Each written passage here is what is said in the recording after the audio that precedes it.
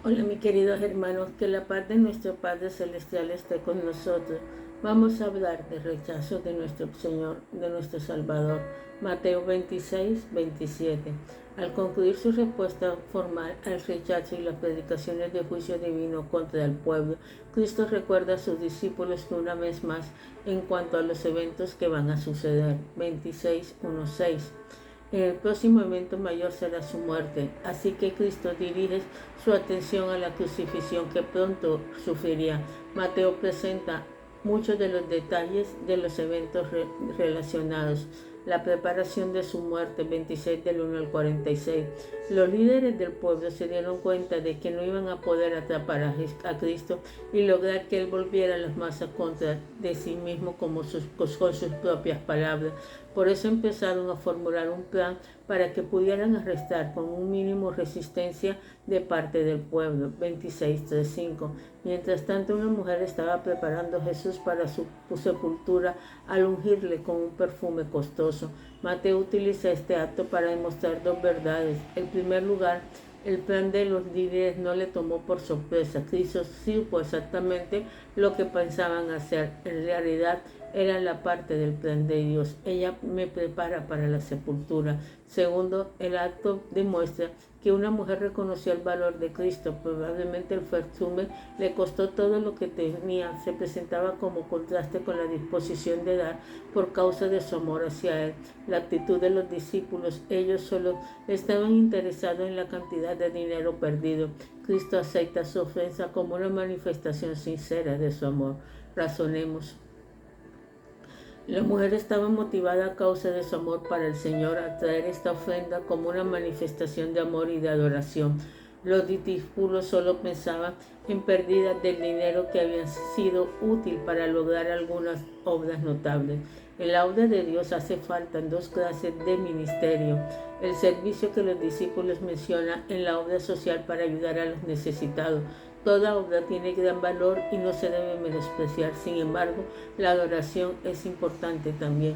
Muchas personas solo quieren invertir en una obra que logre algún objeto práctico. Se debe notar que a través de la Biblia se enseña el concepto de las ofrendas como un acto de alabanza a Dios. Esta ofrenda se da reconocimiento del gran valor de Dios con el fin de alabarle. No se invierte para ningún propósito.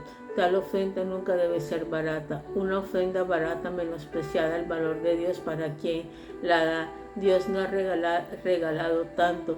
No debemos expresar nuestra gratitud de esta manera en alguna ocasión. ¿Lo ha hecho alguna vez?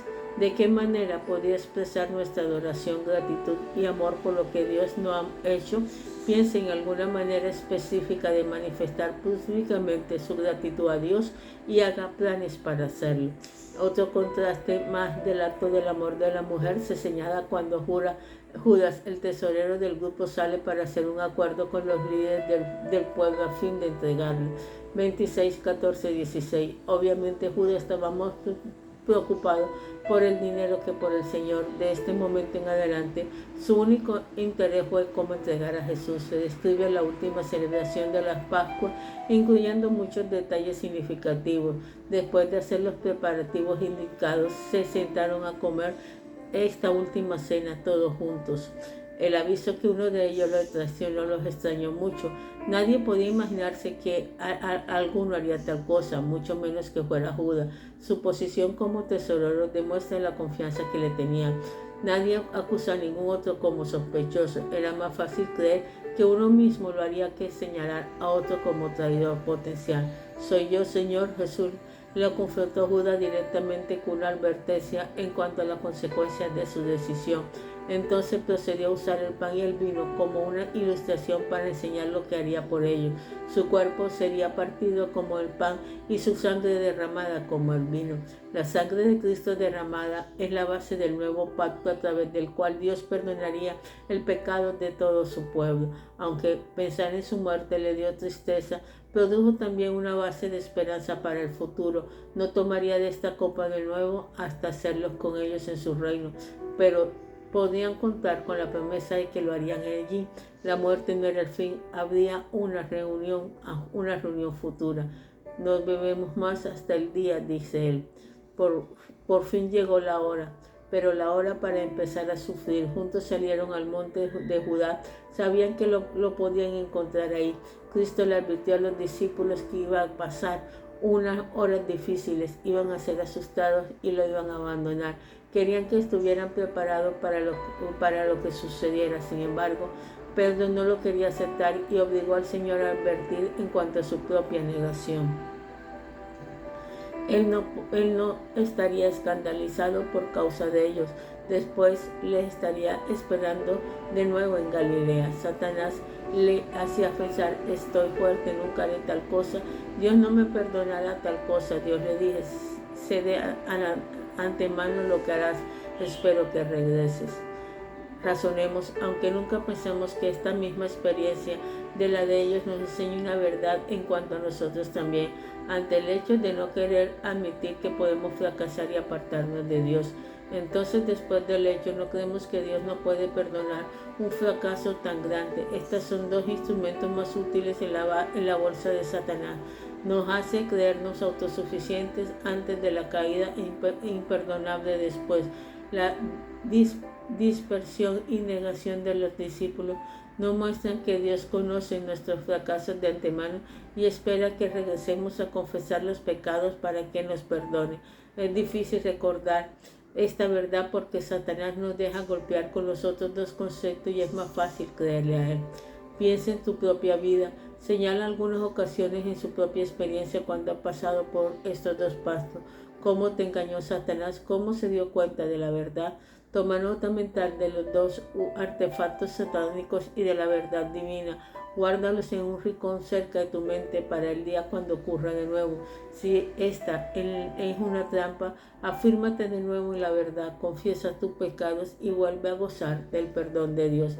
Jesús quiso pasar un rato hablando con su Padre para presentarse para su muerte. Los discípulos también deberían aprovechar el tiempo para pedir ayuda para lo que iban a enfrentar. En este momento de comunión entre el Padre y Cristo podemos observar la relación entre los dos. Jesús estaba totalmente sumergido en la voluntad del Padre. Sin embargo, la prueba era más de lo que podía aguantar solo. Cualquier otra alternativa había sido preferida. No obstante, sabía que no había otra posibilidad y sometió su voluntad a la del Padre. Los discípulos necesitaban la ayuda de Dios, aunque debería haberse dirigido a Dios, el cansancio era demasiado. En vez de orar, durmieron. Mientras dormían, Judas y la multitud se acercaban. El arresto y el juicio. Mateo utiliza los sucesos del arresto y del juicio para enseñar las verdaderas naturalezas de la ocasión en contra de Cristo. Los líderes religiosos de Israel fácilmente podían sostenerlo, que fueran nada más observadores desinteresados que solo le importaba el mantenimiento de la ley divina y que fueran obligados a mover por causa de la evidencia en contra de Cristo.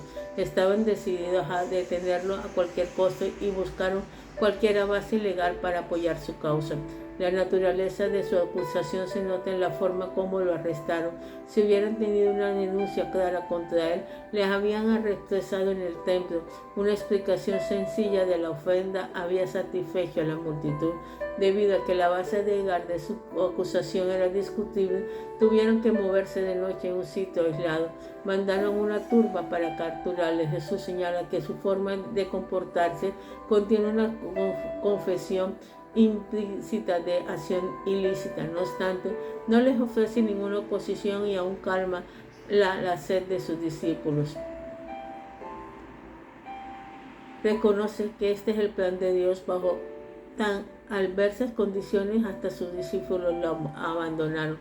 Todo esto sucede para que se cumplieran las escrituras. El primer proceso ocurrió legalmente en la noche, antes que la gente de Israel supiera lo que pasaba. Los líderes llamaron a testigos para que presentaran evidencias en su contra. Estaban convencidos de que sería necesario inventar los hechos. Lo habían seguido demasiado cerca para no haberse fijado en ninguna acusación legítima. 26, 57, 61. Jesús ni se ocupó por contestar las acusaciones. Eran inventadas y falta, obviamente. Cuando se le preguntó si era el Cristo, le confesó con franqueza que sí lo era, y en vez de examinar la evidencia para descubrir la validez de su profesión, lo rechazaron y se burlaron de él. 26, 62, 68. No les interesó la verdad, solo buscaban matarle. La debilidad de Pedro frente al rechazo de la señal, lo que el miedo había hecho todo. Sus seguidores 26, 69 y 75. El caso de Pedro fue más notorio por su insistencia de que seguiría fiel y por su deseo de estar cerca de Jesús en el momento. Los otros discípulos ya se habían escapado. Habían profetizado la negación para ayudarles a entender lo que les iba a pasar y para demostrar que su amor por ellos no cambiaría por causa de miedo. Al llegar la mañana, los líderes presentaron su acusación formal ante Pilatos, pero se nos indica en cuanto al propósito de Judas al traicionar al Señor, pero cuando vio el rumbo que el proceso tomaba se arrepintió y trató de deshacer el daño. 27:3-10. De nuevo los líderes mostraron su falta de interés en la verdad o hacer lo correcto. Se dedicaban a silenciar a Jesús cuando Judas se dio cuenta de la imposibilidad de parar a los líderes o de cambiar lo que había hecho. Salió y se ahorcó. El pecado entregado sangre inocente. ¿Qué nos importa a nosotros?, dijeron los líderes. El relato del proceso frente a Pilato demuestra claramente que no estaban convencidos por la evidencia en contra de Jesús. Él es el testigo principal para la defensa. En la presentación del caso de Mateo, Jesús no merecía la muerte, murió por causa del plan de Dios y el rechazo de Israel. La prueba general del motivo detrás de la acusación está apoyada por el intento de Pilato de convencerle a defenderse. Su apelación a la multitud a que pidieran que se absuelva a Jesús como el prisionero anual a liberar, su reconocimiento que el motivo verdadero de los líderes era celo y el recado de su esposa acerca del sueño en cuanto a la inocencia de Jesús. A pesar del reconocimiento de la evidencia a favor de Jesús, la presión de la magnitud animada por sus líderes fue más de lo que Pilato pudo soportar. Así que prestando a Jesús, que era inocente, y echándole la culpa por su muerte, se los entregó. Aceptaron con gusto la responsabilidad y las posibles consecuencias de su muerte. No podían imaginarse las consecuencias que habría para ellos y para las generaciones futuras de su pueblo. Inocente soy de la sangre de este justo, sea su sangre sobre nosotros y sobre nuestros hijos. La crucifixión. Entonces Jesús fue azotado y encarcelado por los soldados y al fin llevado para ser crucificado. Aún en medio de los eventos relacionados con su muerte, resalta la diferencia entre Jesús y quienes le rechazaron. Este repudio se hace cada vez más endurecido al seguir burlándose de él. Al otro lado, Jesús manifiesta cada vez más su relación con el Padre y dependencia de él. Acontecimientos sobrenaturales acompañaron su muerte también. Para quienes estaban interesados en observarlo, Jesús despidió su propio espíritu. Al ver el velo del templo se rasgó de arriba abajo.